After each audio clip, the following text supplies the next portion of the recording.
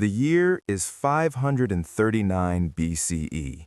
The total human population of the entire planet is roughly 25 million people. You are standing at the geographic coordinate 32.5 degrees north and 44.4 degrees east. This is the heart of the Fertile Crescent. This is the center of the known world. This is Babylon. Close your eyes. Imagine you are standing on the baked mud brick ramparts of the greatest city ever built by human hands. The air is thick. It is a heavy mixture of river silt and the acrid smoke of thousands of cooking fires. You can hear the rhythmic slap of the Euphrates River against the stone quays. You can smell the sharp scent of bitumen used to seal the great gates and the sweet aroma of dates rotting in the afternoon sun. The heat is a physical weight. It is a productive discomfort that reminds you that life here is a constant negotiation with the desert. In your modern life, you might check a digital map to find your way home. Here, your map is the stars and the towering blue-glazed bricks of the Ishtar Gate. Your safety is not a matter of police or laws, but the whims of a king who claims divinity. The sun begins to climb. It is 6 a.m. The city stirs. Babylon is a cage of gold. For decades, the Neo-Babylonian Empire has functioned on a logic of displacement. They do not just conquer, they uproot. They take entire nations and drag them across the sands to serve as labor. Among these are the people of Judah. They sit by the rivers of Babylon and weep for a home they fear they will never see again. The streets are a cacophony of languages. You hear the guttural tones of Aramaic and the ancient prestige of Akkadian. But beneath the commerce, there is a hum of resentment. The priests are angry. The current king, Nabonidus, has neglected the great god Marduk. He has stayed away in the desert for years. The foundation of the state is cracked. Then comes the news. A shadow is moving from the east. It is the shadow of the Achaemenid, Cyrus. To understand the man, you must understand the geography. The Persian plateau is a land of harsh winters and scorching summers. It bred a different kind of warrior. These are people who value three things above all else: to ride a horse, to shoot a bow, and to tell the truth. While the Babylonians built walls to keep the world out, the Persians are building roads to bring the world in. By 10 a.m., the heat is shimmering off the plain. The Persian army does not look like a horde. It looks like an organized machine. Cyrus has already swallowed the Median Empire. He has conquered Lydia and the fabulously wealthy King Croesus. He has done something no one expected. He has treated the defeated with a strange and terrifying weapon: mercy. Instead of impaling the generals of his enemies, he invites them to his table. Instead of burning temples, he leaves offerings. This is not just kindness. This is a new way to rule. It is a psychological revolution. Follow an ordinary citizen of Babylon named Bel-Shum. He is a brickmaker. He has spent his life hauling heavy clay from the riverbanks. To him, the change of kings is usually just a change of taxes. But the rumors of Cyrus are different. They say this king does not want slaves. They say he wants subjects. Bel-Shum watches the skies. He hears that the Persian engineers are doing the impossible. They are digging channels to divert the mighty Euphrates. They are literally moving the river to walk under the city walls. It is high noon. The water levels drop.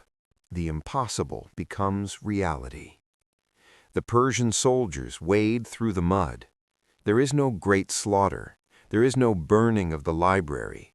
Cyrus enters the city not as a destroyer, but as a liberator. He walks to the temple of Marduk. He takes the hand of the god. He declares himself the rightful king of the world. In his hand, he carries a clay cylinder. It is covered in fine cuneiform script. This is the object that will change the course of human history. This is the first charter of human rights. It does not speak of the glory of the sword. It speaks of the return of the displaced. It declares that every person has the right to live in their ancestral lands. It declares that every person has the right to worship their own gods. The gates of the city swing open, not for an exit of loot, but for an exit of people. Thousands of captives start the long walk back to Jerusalem. Cyrus gives them the gold that was stolen from their temple. He gives them his protection. By 3 p.m., the administrative machinery of the largest empire in history begins to grind. The Persians introduce the satrap system. They divide the world into provinces. They build the royal road. It spans nearly 1,700 miles. A messenger can travel from Susa to Sardis in 7 days. This is a speed that will not be beaten for another 2,000 years. They create a postal system. They create a standard currency.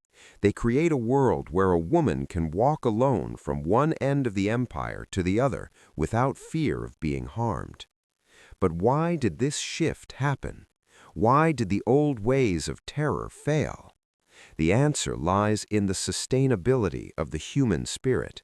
The Babylonians ruled through fear. Fear requires constant energy. It requires a soldier on every corner. Cyrus realized that a person who is allowed to pray to their own god will pay taxes more willingly than a person who is whipped.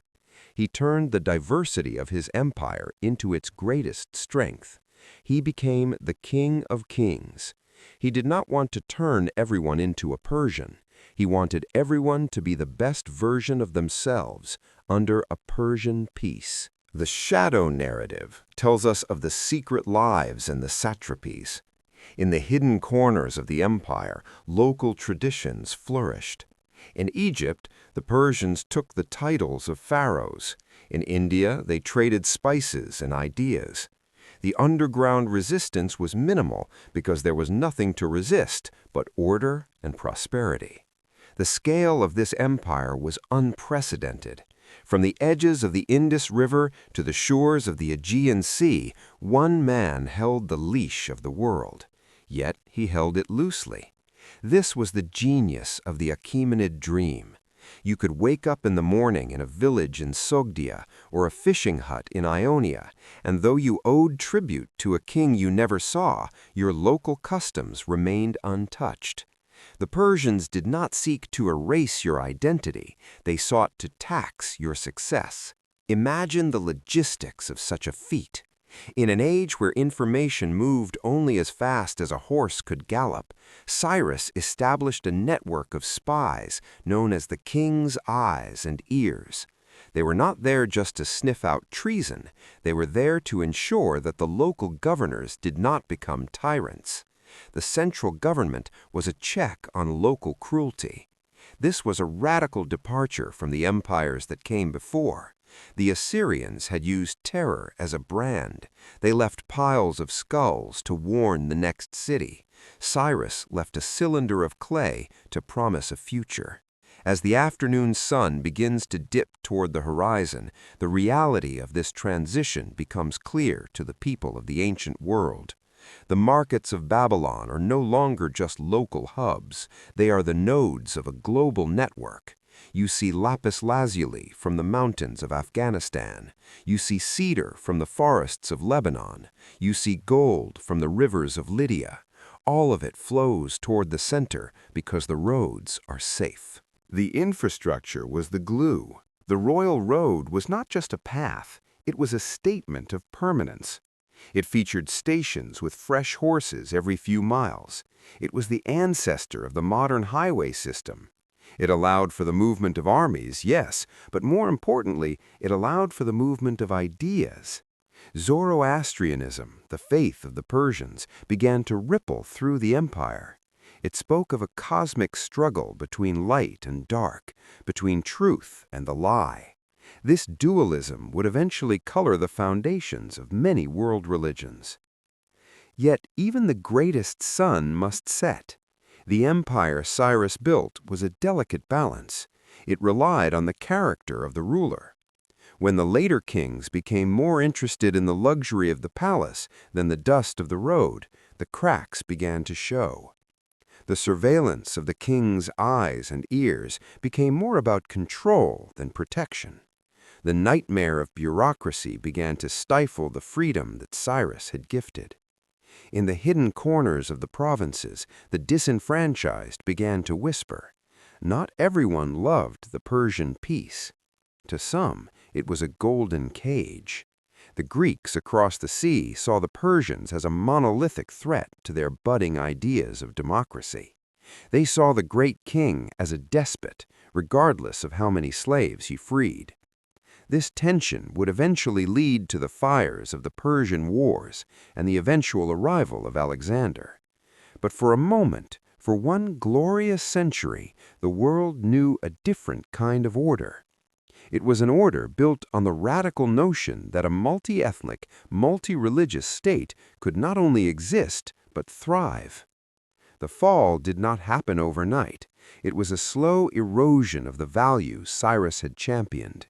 The satraps grew greedy, the taxes grew heavy, the central authority became disconnected from the reality of the peasant in the field. When Alexander the Great finally crossed the Hellespont, he did not find a unified front. He found an empire that had forgotten the source of its strength. Today, you can visit the ruins of Pasargadae in modern Iran. You will see a simple limestone tomb. It is not a pyramid. It is not a mountain of gold. It is a modest structure for a man who changed the world.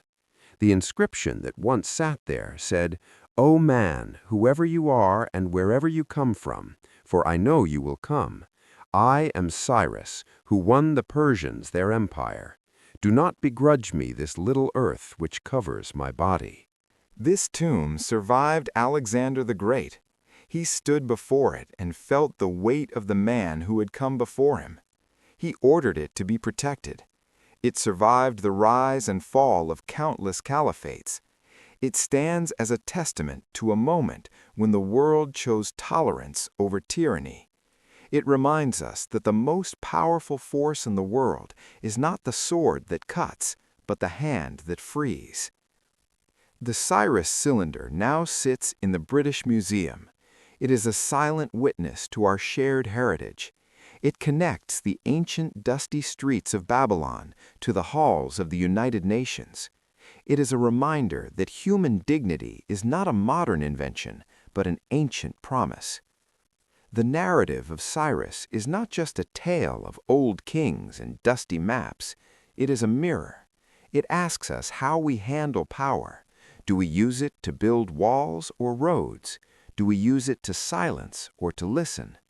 The Persian experiment was the first time the human race tried to live together on a global scale. We built this narrative through a synthesis of archaeological records and the writings of ancient historians. We used satellite mapping to trace the royal roads and thermal imaging to understand the urban density of the Persian capitals.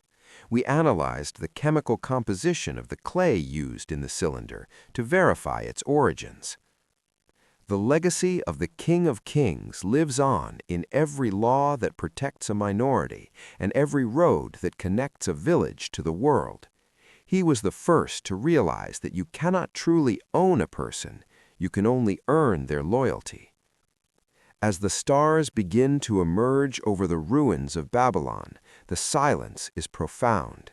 The empires are gone, the kings are dust, but the idea remains. The idea that a single person can choose to be different. The idea that the greatest conquest is not over land, but over the impulse to be cruel. If you could stand before the tomb of Cyrus today and ask him one question about the future of freedom, what would it be? Would you ask him how to maintain peace in a divided world, or would you simply thank him for being the first to say that no one belongs in chains? The world he created was not perfect. It was a human creation, flawed and fragile, but it was a step toward the light. It was the first time a superpower looked at the people it conquered and saw human beings instead of property. The echoes of the Persian hoofbeats still ring across the plateau. The scent of the bitumen still lingers in the mind. The story of Cyrus is the story of us. It is the story of our struggle to find a way to live together without losing who we are. It is the story of the king who conquered the world only to give it back to the people. As we look at the ruins of his palaces, we do not see just the wreckage of time. We see the blueprint for a better way. We see the possibility of a world where the only thing that is truly conquered is the darkness of the human heart. The sun has set on the Persian Empire, but the light from its first king still guides the way. We are the inheritors of his dream. We are the ones who must decide if the cylinder of clay was just a relic or a living document. The choice is ours, just as it was his beneath the orange sky of ancient Babylon.